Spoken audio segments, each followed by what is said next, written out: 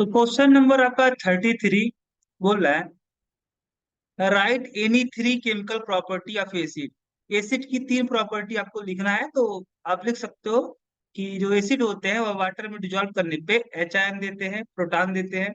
दूसरा कि आपका जो एसिड होते हैं वह रिएक्टिव मेटल के साथ में रिएक्ट करके हाइड्रोजन गैस प्रोड्यूस करते हैं। तीसरा जो होता है आपका एसिड की प्रॉपर्टी के बारे में अगर आप लिखना चाहते हो तो आप लिख सकते हो कि जो एसिड की सोल्यूशन, जो आपका एसिडिक एसिडिक एक्वस सोल्यूशन होता है, एसिड को अगर हम वाटर में डिजोल्व कर दे तो जो सोल्यूशन बनता है वह आपका इलेक्ट्रिसिटी को कंडक्ट करता है, इलेक्ट्रिसिटी को कंडक्ट करता है।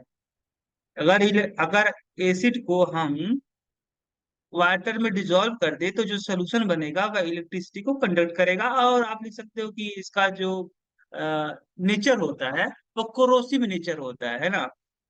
और स्वाद में कैसे होते हैं, खट्टे होते हैं।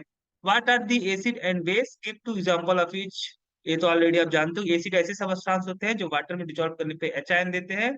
बेस ऐसे सबस्टांस होते हैं जो वाटर में डिजोल्व करने पे हाइड्रोक्साइड आयन देते हैं।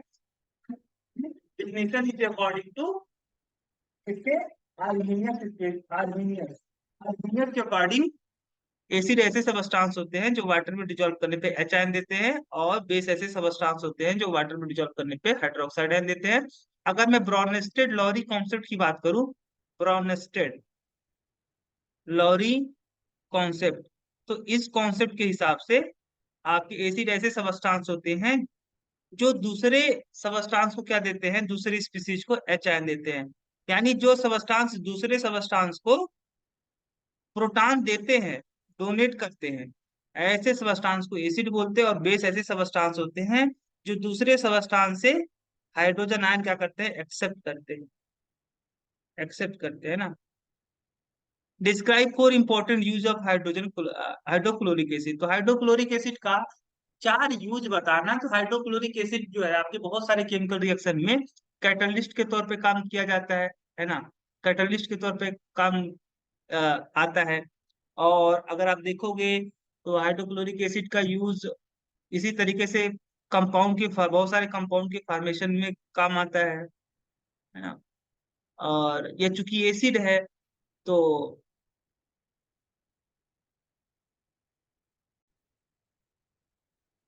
इसी तरीके से आप बात करते हो साल्ट के प्रोडक्शन में इसका यूज किया जा सकता है, और क्लीनिंग एजेंट के तौर पे काम यूज में लाया जा सकता है।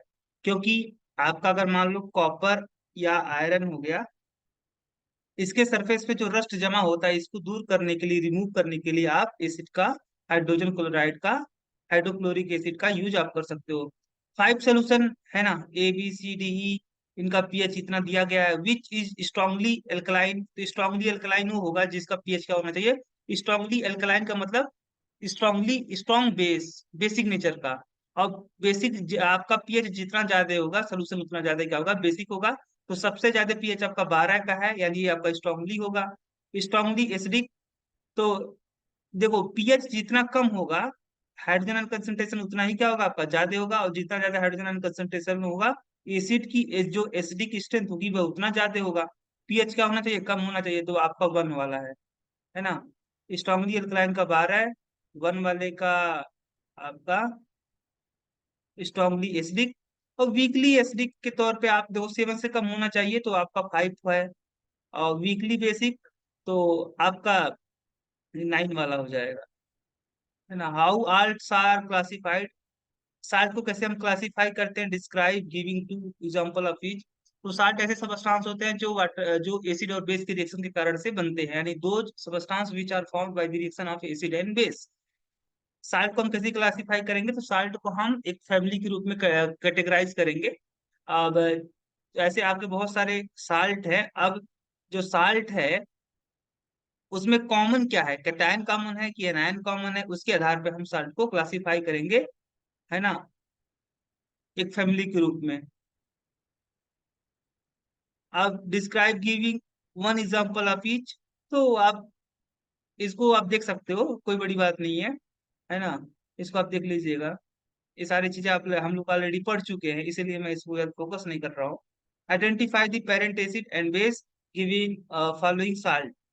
तो इसका जो पेरेंट एसिड होगा सोडियम हाइड्रोक्साइड, और बेस जो पेरेंट बेस होगा वो सोडियम हाइड्रोक्साइड, पेरेंट एसिड होगा कार्बोनिक एसिड।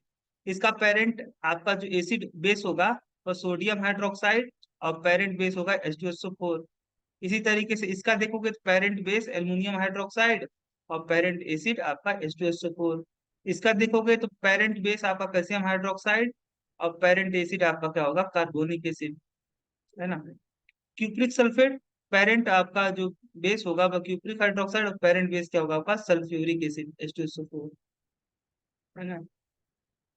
तो इस तरीके से आपका एक भी क्वेश्चन हो गया। Question number 39, describe the manufacturing of bleaching powder, why does it lose it activity on for activity on long storage. Bleaching powder का प्रोडक्शन कैसे किया जाता है? तो ब्लीचिंग पाउडर का प्रोडक्शन करने के लिए हम लोग क्या करते हैं, क्लोरीन गैस को पास आउट करते हैं लाइम वाटर में। लाइम वाटर के एक्वस सोल्यूशन में जब आप क्लोरीन गैस पास आउट करते हो तो आपका एक क्लोरीन गैस इसके साथ में रिएक्ट करता हुआ बनाता है कैल्शियम ऑक्सीक्लोराइड प्लस आपका क्या, H2O, है ना, H2O।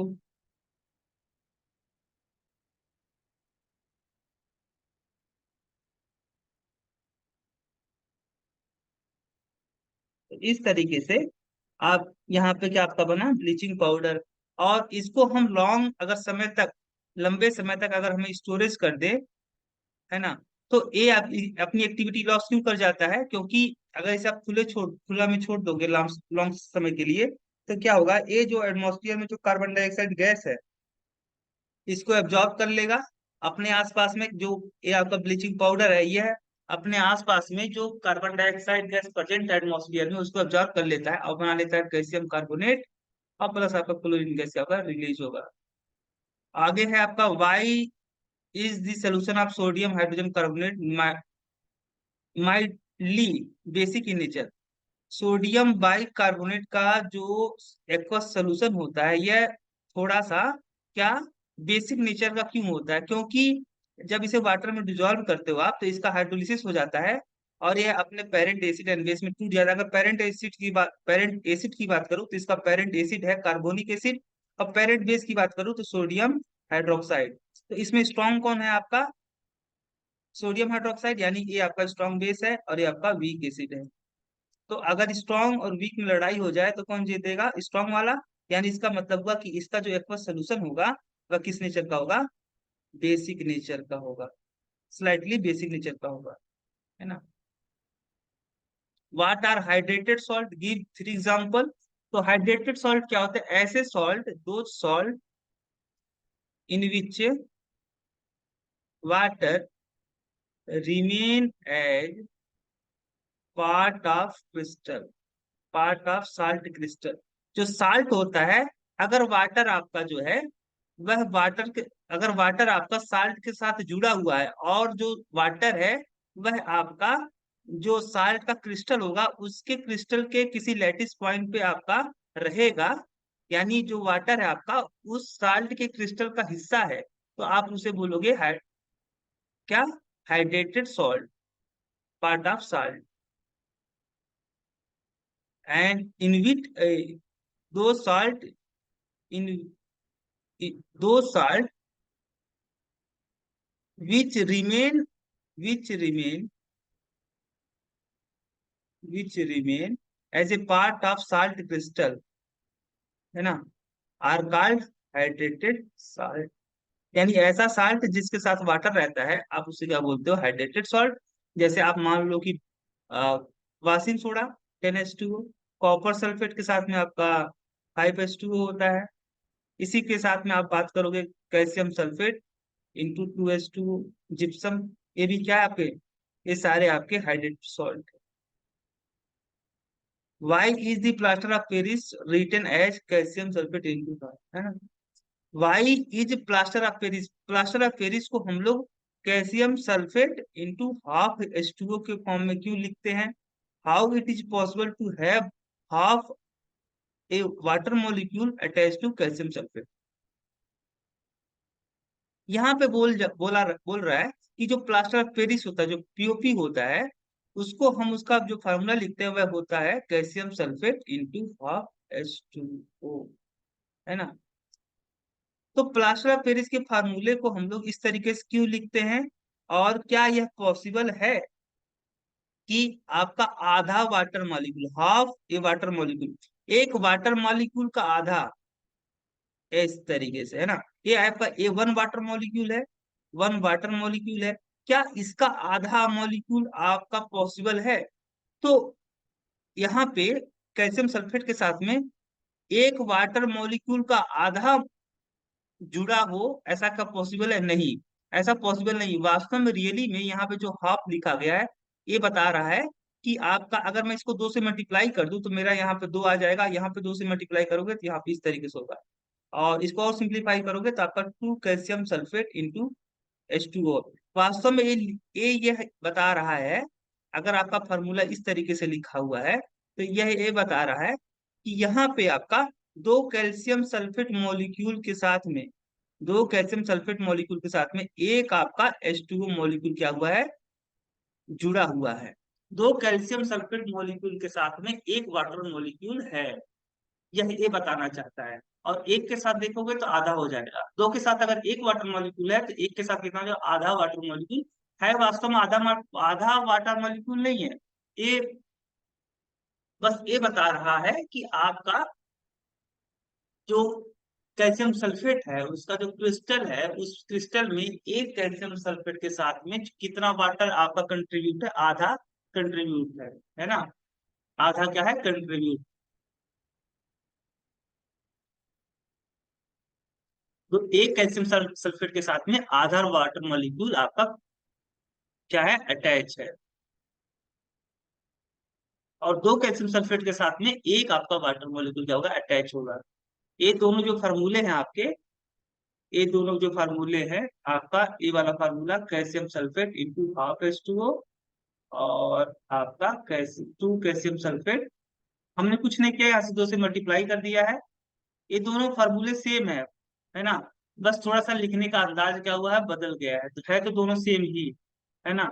यहाँ पे पता चल रहा है कि दो कैल्शियम सल्फेट मॉलिक्यूल के साथ में एक वाटर मॉलिक्यूल क्या है आपका अटैच है। यहाँ पे बता रहा है कि एक कैल्शियम सल्फेट के साथ में आपका एक वाटर मॉलिक्यूल का आधा पोर्शन क्या है आपका, अटैच है तो फुल मॉलिक्यूल, बट उसका आधा हिस्सा क्या है, एक कैल्शियम सल्फेट के साथ में, और आधा जो पार्ट है वो दूसरे कैल्शियम सल्फेट के मॉलिक्यूल के साथ में।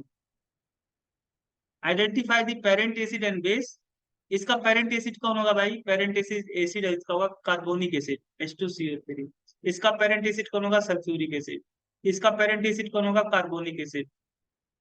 इसका पेरेंट एसिड आपका सल्फ्यूरिक एसिड यहाँ पे, है ना। और यहाँ पे इसका जो पेरेंट एसिड होगा वह भी आपका सल्फ्यूरिक एसिड होगा।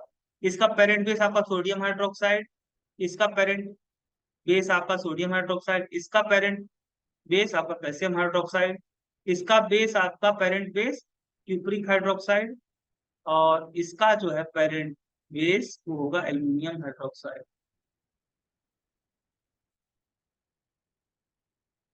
है ना। Correct. Describe the manufacturing of bleaching powder, why does it lose it activity on long storage. आपको क्या करना है, describe manufacturing of bleaching powder, bleaching powder का मैन्युफैक्चरिंग कैसे होता है, और वाई क्यों ऐसा होता है कि why does it lose activity for long storage, है ना। ये तो अभी मैं बात कर चुका हूँ।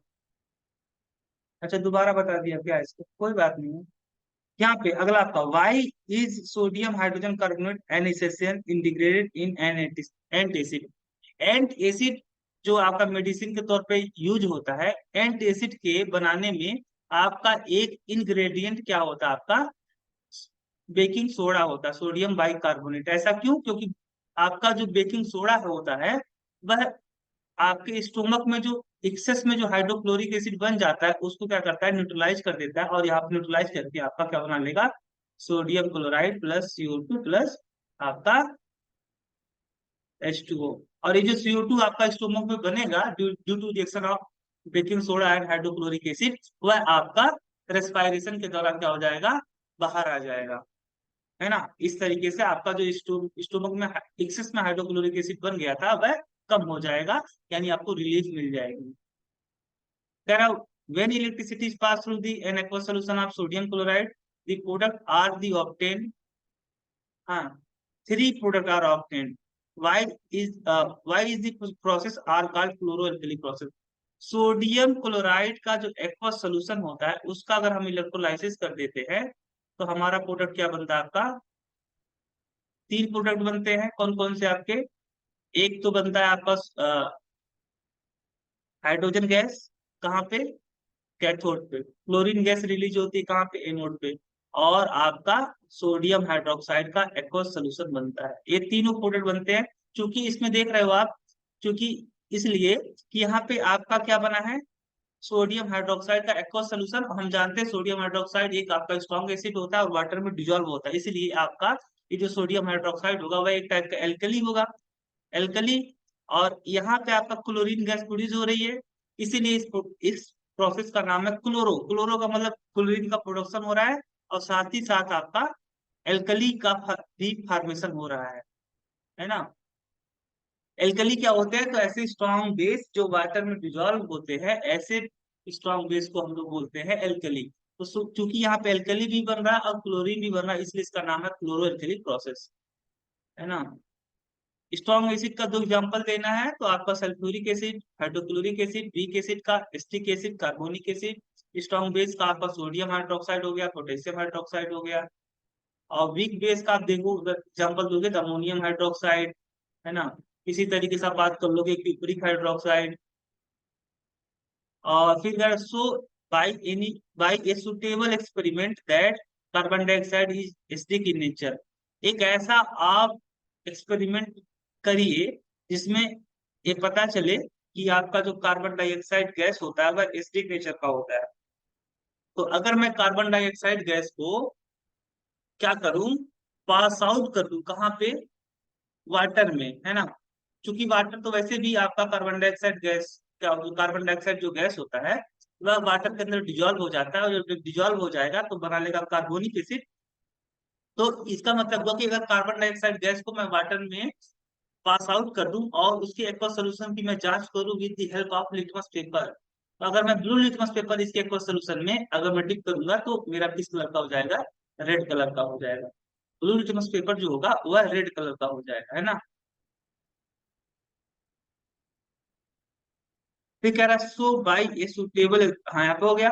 Dry ACL does not affect the blue dry, does not affect a dry blue litmus paper, whereas it change a moist blue litmus paper of to red. Explain.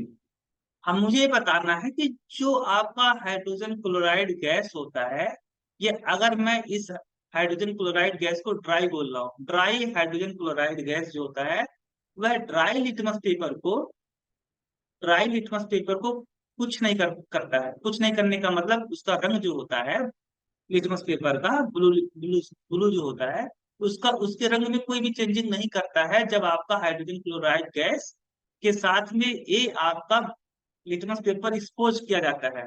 कोई भी रंग नहीं चेंज होता, इसलिए क्योंकि हम जानते हैं कि any acid so acidic property, acidic property in the presence of, in the presence of water. Water के प्रेजेंस में ही कोई एसिड अपनी एसिडिक प्रॉपर्टी शो करता है। क्योंकि यहाँ पे आपका ड्राई है, ड्राई का मतलब यहाँ पे मॉइस्चर नहीं है। मॉइस्चर अगर नहीं है तो यानी आपका वाटर नहीं प्रेजेंट होगा। और यहाँ पे आपका जो लिटमस पेपर था ये भी आपका क्या है? ड्राई है। ये भी आपका भीगा हुआ नहीं, यहाँ पे भी मॉइस्चर नहीं है। इसका मतलब हुआ कि आपका यहाँ पर भी वाटर प्रेजेंट नहीं है। तो दोनों के पास में आपको वाटर नहीं है, तो आपका जो एचसीएल गैस होगा वह अपना एसिडिक प्रॉपर्टी नहीं शो करेगा। और जब अपना एसिडिक प्रॉपर्टी नहीं शो करेगा तो ये जो कलर होगा लिटमस पेपर का वह चेंज नहीं होगा। जबकि मॉइस्चर, अगर मैं इस ड्राई लिटमस पेपर के जगह पे मॉइस्चर लिटमस पेपर ले लूं तो वहां पे क्या होगा? आपका वाटर प्रेजेंट होगा। इस कारण से वहां पे जो हाइड्रोजन क्लोराइड गैस होगा वह अपना एसिडिक प्रॉपर्टी शो करेगा। और जब शो करेगा तो रंग चेंज हो जाएगा, है ना।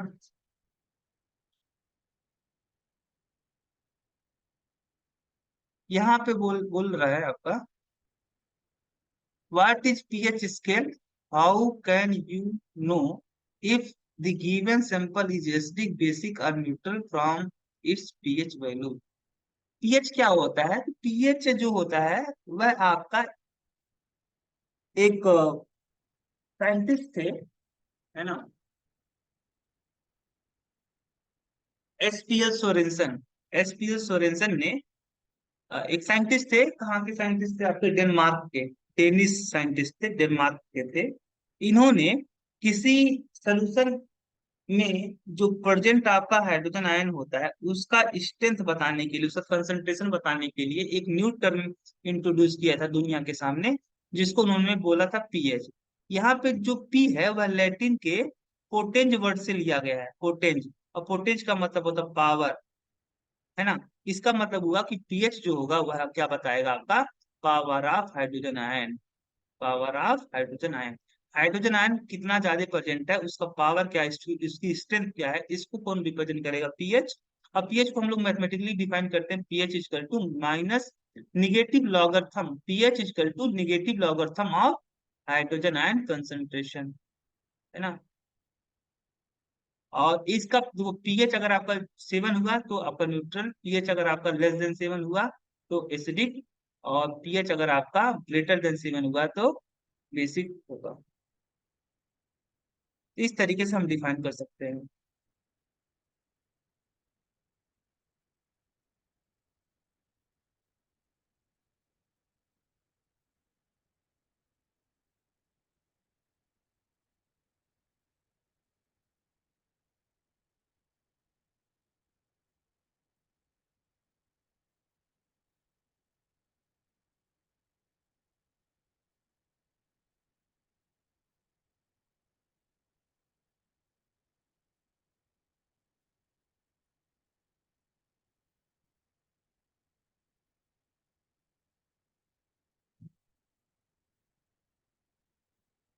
यहाँ पे आपका क्वेश्चन नंबर, अगर आप 53 देखोगे तो क्वेश्चन नंबर 53 आपका है कि बोल रहा है कि यहाँ पे 4 स्टूडेंट है, 4 स्टूडेंट, इनसे पूछा गया इनके टीचर द्वारा कि आप एक काम करिए, to arrange this setup 1 to 4, इस तरीके से आप सेटअप बनाइए as given below, and identify the gas in each, और प्रत्येक में कौन सी गैस रिलीज हो रही है इसको आइडेंटिफाई करिए। तो यहाँ पे क्या होगा, अगर आप डाइल्यूट हाइड्रोक्लोरिक एसिड को ऐड करोगे इन दी पाउडर ऑफ सोडियम कार्बोनेट, तो आपका यहाँ से कार्बन डाइऑक्साइड गैस रिलीज होगा, और इसको जब आप लाइम वाटर में पास आउट करोगे तो जो सोल्यूशन होगा वो मिल्की हो जाएगा। यहाँ पे हाइड्रोजन गैस आपका पास आउट होगा, यहाँ पे आप जलता हुआ माचिस लाओगे तो पॉप की साउंड आएगी। यहाँ पर भी आपका कार्बन डाइऑक्साइड गैस रिलीज होगा, है ना। और यहाँ पे फिर आप वही लाइम वाटर में पास आउट करोगे तो आपका मिल्की कलर का हो जाएगा। यहाँ पे आपका,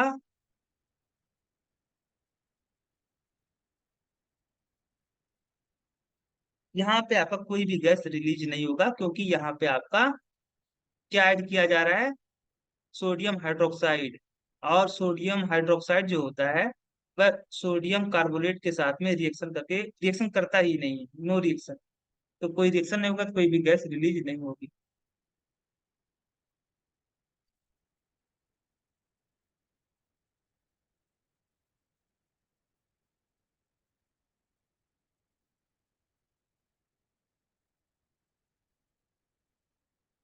आपको बताना क्या था इसमें, जो ऊपर दिया गया था उसमें बताना था आपको कि, है ना। और इन्होंने, चारों ने क्या किया, चारों स्टूडेंट ने ऑब्जर्व किया कि they arrive at the following inference, record them and in the form of table given below. जो स्टूडेंट ए था उसने देखा कि ए जो है हाइड्रोजन गैस रिलीज कर रहा है, दूसरा टेस्ट ट्यूब में कोई भी गैस रिलीज नहीं हो रही है। तो अभी तो यहाँ पे मैं देख सकता हूँ कि आपका करेक्ट क्या था, कि जो ए आपका होगा यहाँ पे फर्स्ट सोल्यूशन में क्या होगा आपका? फर्स्ट सोल्यूशन में आपका कार्बन डाइऑक्साइड गैस रिलीज होगी, दूसरे वाले में आपका हाइड्रोजन गैस रिलीज होगा, तीसरे वाले में आपका कार्बन डाइऑक्साइड गैस रिलीज होगा, है ना। और तीसरे वाले में, चौथे वाले में कोई भी गैस रिलीज नहीं होगा। तो आप देख सकते हो।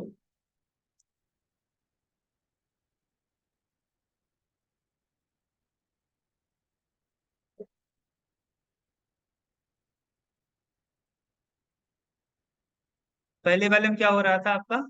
Carbon dioxide, hydrogen, carbon dioxide, है ना?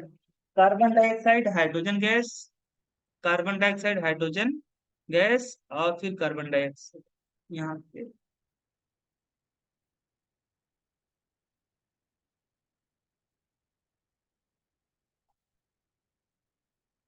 तीसरे वाले में आपका हाइड्रोजन गैस। एक बार फिर से अच्छे से आप देखिए।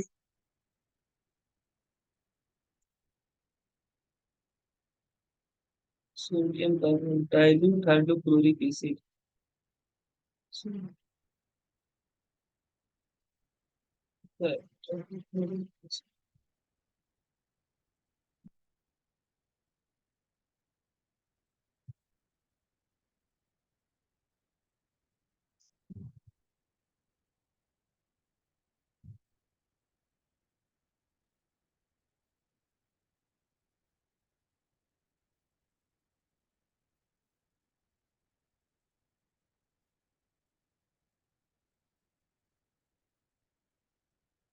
कार्बन डाइऑक्साइड, हाइड्रोजन गैस, फिर आपका कार्बन डाइऑक्साइड गैस।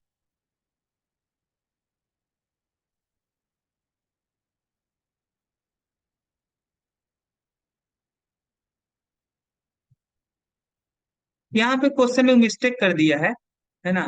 क्वेश्चन में मिस्टेक ये था कि तीसरा वाला जो था, तीसरे वाले में भी आपका कार्बन डाइऑक्साइड गैस रिलीज हो रहा था, इसमें भी आपका कार्बन डाइऑक्साइड गैस रिलीज हो रहा है ना? बट यहाँ पे सोडियम कार्बोनेट नहीं होगा, है ना? अगर यहाँ पे आपको हाइड्रोजन गैस रिलीज करवाना है तो यहाँ पे आपको जिंक लेना पड़ेगा, है ना? जिंक।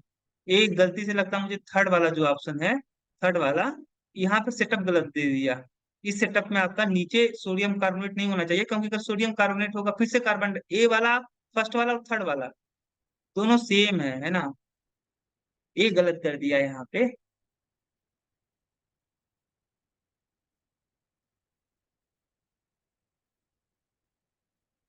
यहाँ पे गड़बड़ कर दिया है। ऑप्शन सही, आपको ऑप्शन सही करना है तो आपको क्या करना पड़ेगा? यहाँ पे करेक्शन करना पड़ेगा। तो एक क्वेश्चन छोड़ ही देते हैं अभी, अर्जेंट टाइम में, है ना? यहाँ पे थोड़ा सा गड़बड़ कर दिया है। गड़बड़ है।